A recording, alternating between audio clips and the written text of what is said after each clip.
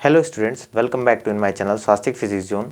और आज हम इस लेक्चर वीडियो में देखेंगे साइंस का जो क्लास 10th का साइंस है उसमें फिजिक्स का जो पार्ट है उसमें हम देखने जा रहे हैं। कह सकते हैं कि पहला चैप्टर है ये हमारा फिजिक्स में, लाइट।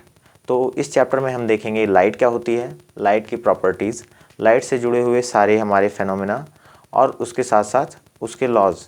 ठीक है, तो अगर हम लाइट की बात करें तो लाइट को हम कैसे बता सकते हैं कि लाइट क्या है। एक तरीके की एनर्जी है जो कि हमको हेल्प करती है चीज़ों को देखने में। तो बाय डेफिनेशन भी हमने वही लिख रखा है और ये एक साइंटिफिक डेफिनेशन है हमारी, जो कि हमको अगर मान लीजिए एक नंबर में पूछा जाता है या शॉर्ट क्वेश्चन आंसर में पूछा जाता है तो हम आसानी से इसका आंसर दे सकते हैं। एज यूजुअल इसको हम लोगों ने क्लास 6th 8th वगैरह में, 7th वगैरह में इन सब में पढ़ रखा है ना। तो फिर से वही पढ़ना है, नॉर्मल सा डेफिनेशन है कि क्या light is a form of energy that allows the human eye to see और मेक्स द ऑब्जेक्ट्स विजिबल। कि लाइट क्या है, लाइट एक तरीके की एनर्जी है जो कि ह्यूमन बींग्स को हेल्प करती है चीज़ों को देखने में, या किसी भी चीज़ को वो है क्या एक्चुअल में उसके पे जब लाइट टकराती है तो वो हमको दिखता है कि हाँ सामने वाली ऑब्जेक्ट हमारा जो भी रखा गया है वो बॉक्स है, चेयर है, टेबल है, पेन है, पेंसिल है, क्या है। नहीं तो अगर हम ऐसे अंदाज लगाएं तो अगर कुछ चीज़ों का शेप एक जैसा हो, जैसे पेन पेंसिल का शेप एक जैसा हो, हम उसको बिना देखे उठाएं तो हम कंफ्यूज हो जाएंगे कि हमने पेन उठाया कि पेंसिल। लेकिन जब वही लाइट टकरा कर उससे हम मतलब लाइट जो है जब पेन या पेंसिल से टकराने के बाद हमारी आंखों तक पहुँचे और हम उसको क्लियरली देखें तो इसको हम क्या कहेंगे, इसको रिफ्लेक्शन कहते हैं लाइट का, जिसकी हेल्प से हम चीज़ों को देख रहे हैं। तो यहाँ पर हेल्प कौन कर रहा है हमारी चीज़ों को देखने में, हमारी आइज़ जो कि सेंस ऑर्गन है, और उसके बाद इस जो लाइट है जो रिफ्लेक्ट होकर आ रही है। ठीक है, तो अब हम समझते हैं कि रिफ्लेक्शन ऑफ लाइट क्या होता है। अगर लाइट हमको समझ में आ गया है तो रिफ्लेक्शन ऑफ लाइट समझने में हमको ज़रा सी भी कठिनाई नहीं होगी। तो रिफ्लेक्शन ऑफ लाइट क्या होता है, बाय डेफिनेशन हम देखते हैं। The phenomena of bouncing back of light rays on striking the smooth surface is known as reflection of light। तो कोई भी सरफेस ले लो, जैसे ये मान लो ये एक सरफेस है और ये एक सोर्स है। ठीक है, ये एक हमने क्या माना, सोर्स माना है ना। फॉर एग्जांपल ये टॉर्च है, ये एक टॉर्च है। ठीक, अब इसमें से लाइट रेज निकल रही है ना, तो ये लाइट रेज निकलने के बाद क्या होगा, ये सामने एक वॉल है, दीवार है। ठीक, और अब हमको क्या है कि हमको पता कैसे लगे कि ये सामने दीवार ही है ना। ठीक है, तो हम कैसे देखेंगे, जब ये लाइट रेज यहाँ से टकरा कर हमारी आंखों तक आए, ठीक है, तब हमको दिखेगा कि हाँ सामने वाला ऑब्जेक्ट हमारा क्या है, वॉल है। ठीक, मतलब सामने वाली चीज़ जो भी है ये एक दीवार है लंबी सी।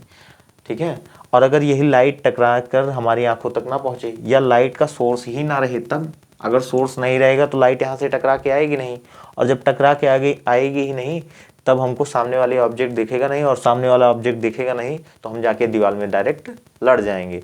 तो लाइट क्या करता है, हेल्प करता है कि चीज़ों को हम देख सकें।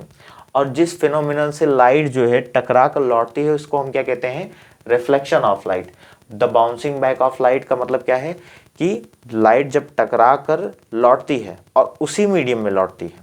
ठीक है, उसी मीडियम का मतलब अगर एयर से जा रही है और टकराने के बाद फिर एयर में लौट रही है तो इसी को हम क्या कहते हैं, रिफ्लेक्शन ऑफ लाइट कहते हैं ना।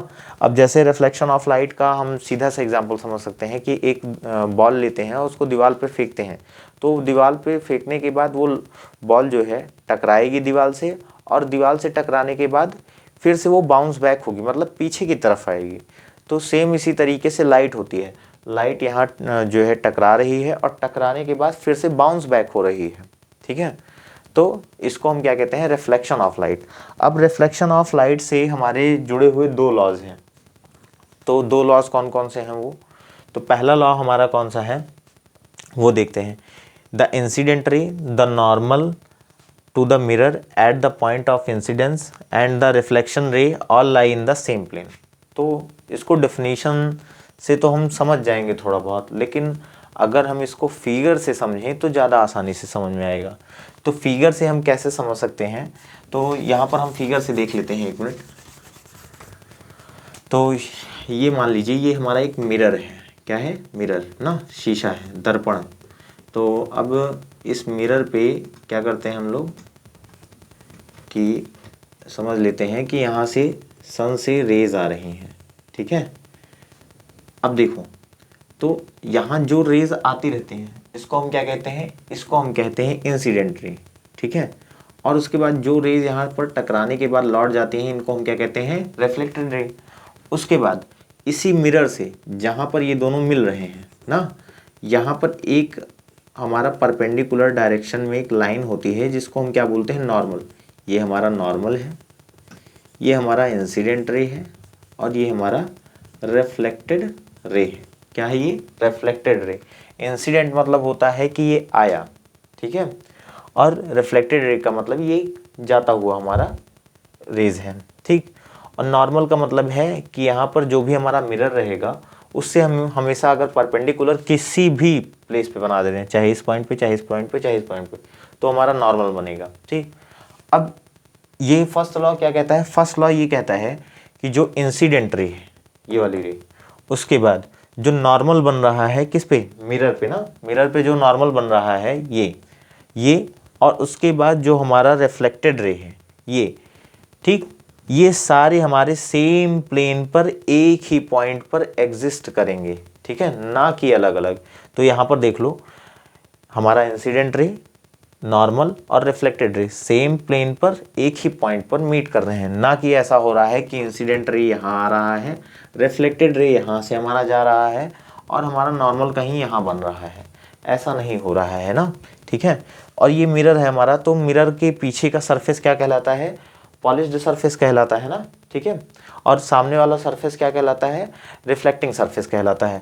तो ये सब हम आगे के लेक्चर्स में डिटेल में पढ़ेंगे मिरर वगैरह के बारे में। अभी हमको पढ़ना है केवल क्या, लाइट, और लाइट से जुड़ा हुआ हमारा फिनोमेना जिसको हम कहते हैं रिफ्लेक्शन ऑफ लाइट। और उसके बाद दो लॉज हमको पढ़ने हैं।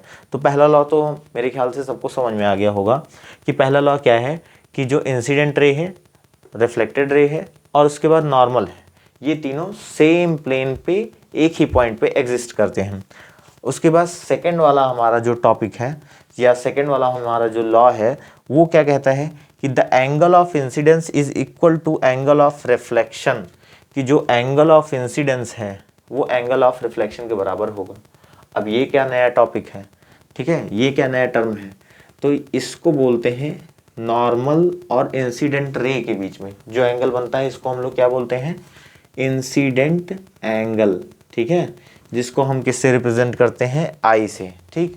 या इसको हम क्या कहेंगे, एंगल ऑफ इंसिडेंस कहेंगे। उसके बाद एंगल ऑफ रिफ्लेक्शन, जिसको हम किससे डिनोट करते हैं, आर से, और बनता किसके किसके बीच में है, नॉर्मल और रिफ्लेक्टेड रे के बीच में। तो ये हमारे दो एंगल बन गए। लेकिन हाँ, ये ध्यान दीजिएगा कि ये दोनों लॉ हमारे किस पे फॉलो होते हैं, ये दोनों लॉ हमारे किसी स्मूथ सरफेस पे या किसी मिरर के ही लिए फॉलो होते हैं। क्योंकि पहला वाला लॉ तो हर जगह एप्लीकेबल है, चाहे वो स्मूथ सरफेस हो चाहे रफ सरफेस हो, लेकिन दूसरा वाला नहीं है। क्योंकि स्मूथ सरफेस रहेगा तभी angle of incidence angle of incidence angle of reflection के बराबर होगा, नहीं तो angle of incidence angle of reflection के बराबर नहीं होगा। तो हम कैसे इसको डिनोट कर सकते हैं, sine i is equals to sine are,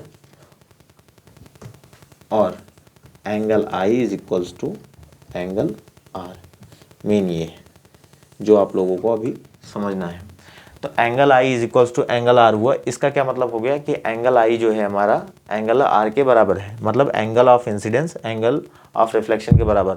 कहने का मतलब ये है कि अगर लाइट यहाँ 30 डिग्री से आ रही है, ठीक, इंसिडेंट हो रही है, तो वो 30 डिग्री ही बना कर जाएगी किस पे, किसी स्मूथ सरफेस पे, ना कि रफ सरफेस पे।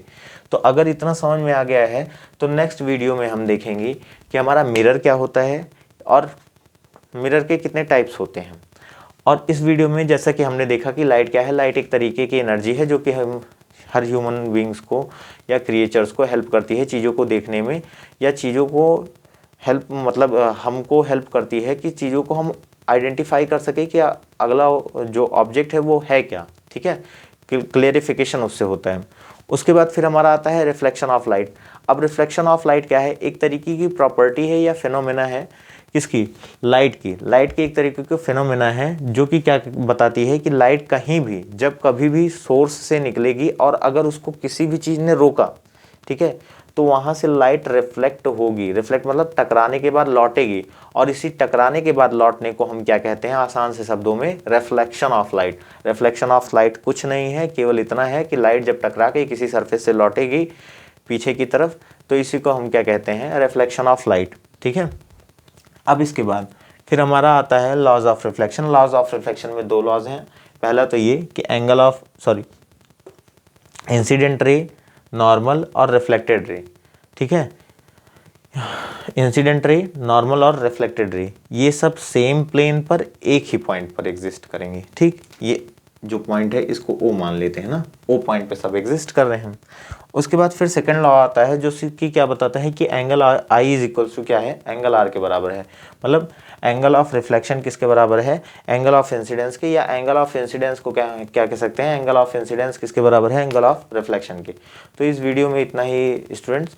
नेक्स्ट वीडियो में हम देखेंगे मिरर और मिरर के टाइप्स, और उसके बाद फिर हमारे और भी कुछ लेक्चर वीडियोस रहेंगे इस चैप्टर पे, जहाँ पर हम देखेंगे इनसे जुड़े हुए प्रॉपर्टीज़ और भी सारे फिनोमेना वगैरह लाइट से जुड़े हुए।